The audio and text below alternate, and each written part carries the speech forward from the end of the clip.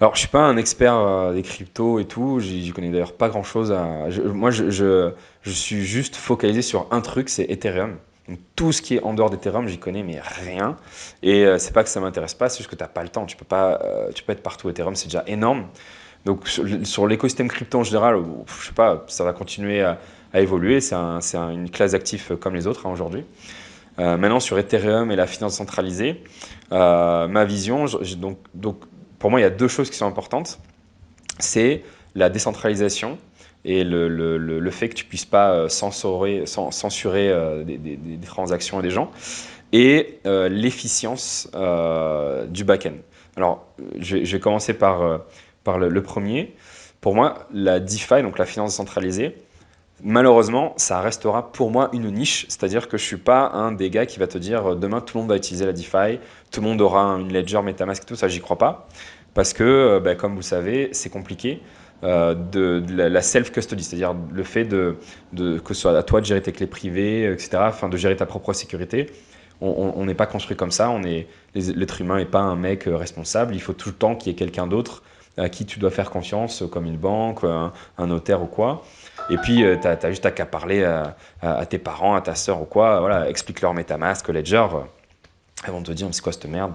Donc ça, tu vois, pour moi, tout ce qui est self-custody et tout, ça restera une niche pour des gens comme moi, des cryptonatifs, des idéalistes et des gens un peu marginaux et compagnie.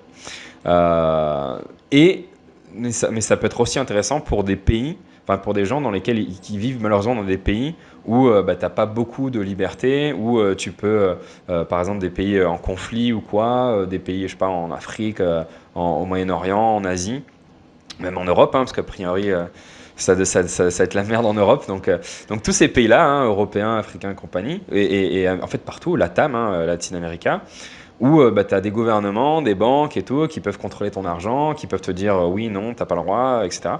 Et donc pour ces pays-là, ou en tout cas pour ces gens qui veulent s'émanciper du système bancaire, la décentralisation, c'est aussi une niche très importante. Donc ma vision du futur de la décentralisation, donc la finance décentralisée, donc pas d'intermédiaires et compagnie, c'est donc soit des cryptonatifs, soit des gens qui ont vraiment besoin de s'émanciper d'un système avec trop de contraintes et compagnie. Enfin bref, je ne vais pas vous faire tout le dessin, vous savez dans quel monde on vit.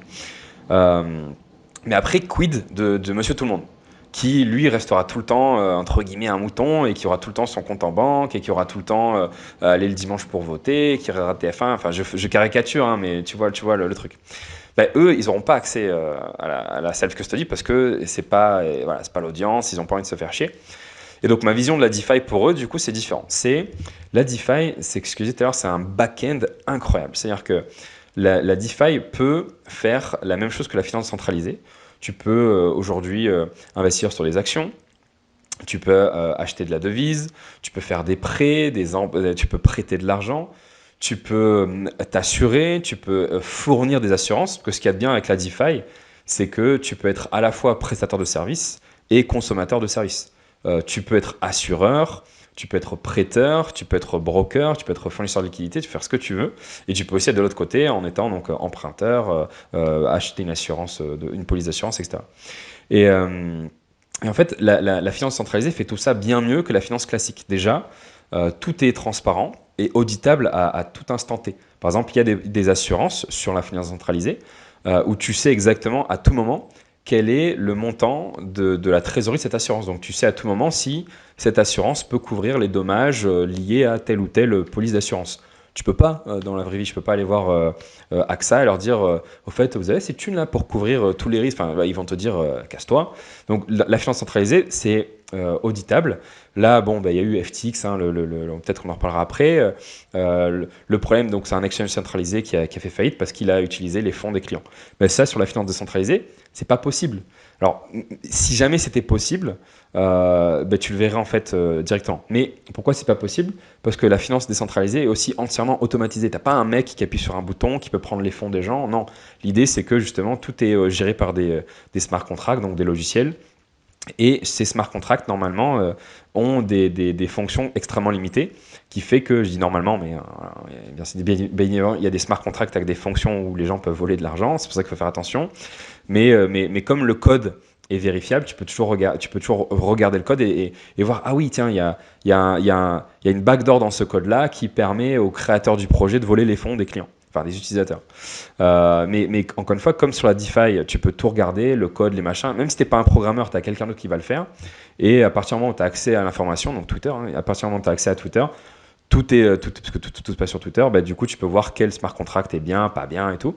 Et donc, tu sais à tout moment que les exchanges décentralisés, combien ils ont d'argent, tu sais combien les assurances ont d'argent, tu sais qui prête à qui, enfin bref. Donc, c'est un système financier entièrement transparent, entièrement auditable et accessible à tout le monde et qui fait les choses sans intermédiaire. Donc, tu n'as pas besoin de payer d'auditeur, tu n'as pas besoin de payer de compliance officer et je ne sais quoi. Et du coup, c'est pour ça que c'est plus efficient. Ça coûte beaucoup, beaucoup moins d'argent de faire tourner un système de transfert de fonds sur la blockchain que de le faire tourner sur les systèmes classiques traditionnels de banque. Et c'est même pas moi, pas que moi qui le dis, c'est simplement les banques centrales. Aujourd'hui, les banques centrales, elles ont toutes pour projet de créer de la devise nationale sur la blockchain. Alors, il y a des gens qui disent, ouais, c'est pour mieux vous contrôler. Ok, ouais, c'est vrai. Mais il y a un truc très intéressant dans les white papers des banques centrales qui explique, outre le fait de contrôler les populations, en quoi des stablecoins euros, machin, truc et tout, c'est vraiment mieux pour faire des transferts de fonds. Et donc, il y a un article et une analyse qui a été faite par les banquiers centraux qui dit que 80% des frais peuvent être coupés. Donc ça coûtera 80% moins cher de faire les transferts de fonds en passant par les stablecoins sur des blockchains même centralisées et compagnie. Pourquoi? Parce que t'as pas d'intermédiaire, t'as pas à ouvrir des comptes auprès des banques et machin, etc. Donc la blockchain en fait coupe tous les frais d'audit, les frais de maintenance, etc. Nous on a un forex, on a un broker, enfin, on a un exchange forex. Bon, j'exagère quand je dis on est 4, mais voilà, on est moins de 10 dans la boîte. On n'a pas de serveur. Donc tout tourne sur la blockchain. On fait tourner un exchange de Forex. On a aussi donc entre guillemets un broker Forex. On fait aussi du crédit de devises, etc. Enfin, quand je dis on, c'est le protocole. Et on n'a pas de back-end. On n'a pas à employer des. Tu sais, normalement, quand tu as un serveur dans une boîte traditionnelle, tu dois employer une armée, au moins tu dois avoir 3 gars qui s'occupent du serveur. Pourquoi 3 gars? C'est ils font les troïts, donc parce qu'il faut que tout le temps tu aies quelqu'un qui contrôle ce qui se passe sur les backends, sur les serveurs, etc. Ben, tu n'en as pas besoin sur la blockchain. Tu n'as pas besoin d'avoir 3 mecs qui contrôlent en temps réel que le serveur n'est pas down ou qu'il n'est pas hacké ou quoi que ce soit. Donc la blockchain permet d'être un back-end beaucoup plus efficient. Tu n'as pas besoin de qui que ce soit pour le maintenir, puisque c'est la blockchain qui est maintenue. Et du coup, c'est pour ça que ma vision de la DeFi, pour Monsieur Tout-le-Monde, c'est que demain, tu as Revolut, et ça j'en suis sûr à 10 milliards de pourcents, tu as des Revolut, des N22, je ne sais plus, N20, je ne me rappelle plus le nom de la N26, et tous les machins et tout, qui en fait utiliseront énormément la DeFi pour les services au quotidien. Donc, dès que tu vas prêter de l'argent, emprunter, faire des transferts de fonds, acheter des trucs et tout, ça passera à un moment donné par la DeFi.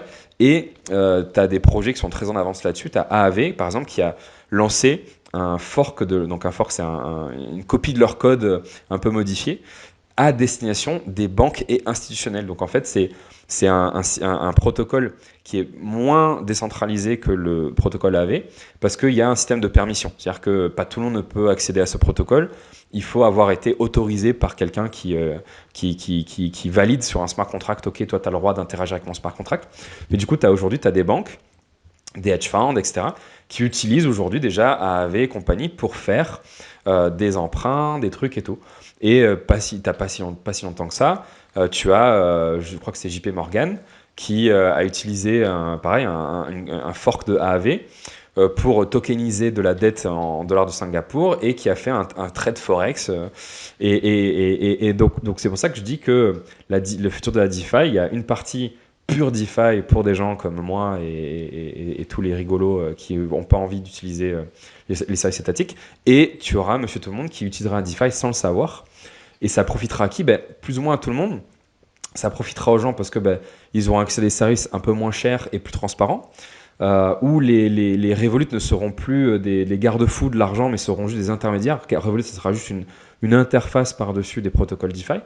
Et ça profitera à tous les projets DeFi, puisque toute cette liquidité sera utilisée, générera de la valeur, etc. Enfin bref. Donc voilà en gros ma vision de la DeFi, en gros en large. Donc plus Ethereum que... Ouais, bon, c'est parce que moi je suis plus sur Ethereum, mais après quelqu'un qui est plutôt sur, je sais pas, Solana ou je ne sais, ou que sais-je, te dira, ah oui, le futur c'est sur Solana. Moi je suis assez pragmatique, je suis pas Ethereum maximaliste, je suis valeur maximaliste et population entre guillemets maximaliste.